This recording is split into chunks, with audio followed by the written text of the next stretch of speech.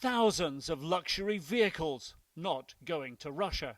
In this corner of the sprawling lot, 200 top-end Cadillac Escalades, street value in excess of $15 million. The spoils of sanctions literally piling up inside Belgium's megaport Zeebrugge, a new front line in Europe's economic war with Russia, pitting Belgian customs agents against Russia's sanctioned oligarchs. We have been freezing over 200 billion euros of Russian assets. We have also other luxury goods that are being blocked. Momentarily, there are 2,500 containers being blocked for more investigations. But who actually owns these seized valuables, and can they be sold for money to support Ukraine? It's fast becoming a pressing question, particularly in Europe, feeling the economic pinch of Russia's war. These vehicles aren't Russian-owned yet, but there is plenty of Russian wealth falling under Belgian government control.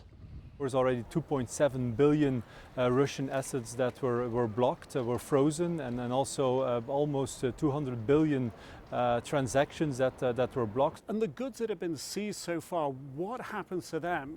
Who owns them? The transactions, of course, are blocked, and the assets itself are frozen, so they cannot be used anymore. It doesn't mean that they become that the government owns them. And all these vehicles we're looking at, they all say destination Russia. Yeah. In Zeebrugge, shipping terminal boss Mark Adriansson is on the front lines enforcing sanctions.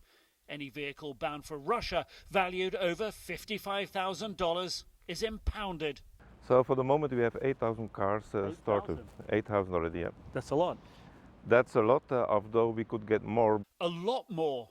He says 120,000 vehicles bound for Russia a year transit his controls. Is already turning some away.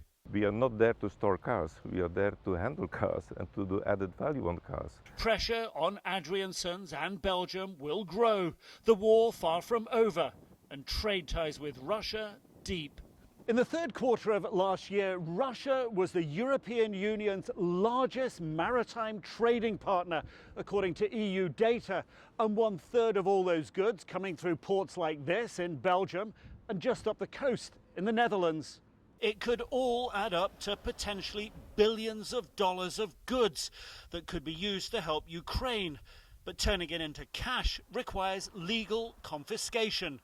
Not an easy process. European parliamentarians are being warned by EU justice officials. To get somebody's property confiscated, we need a crime. We are looking for legal solutions, money laundering, embezzlement, perhaps sanction circumvention. Until then, seized goods and assets will age, while Ukraine's frontline fighters die for fresh weapons.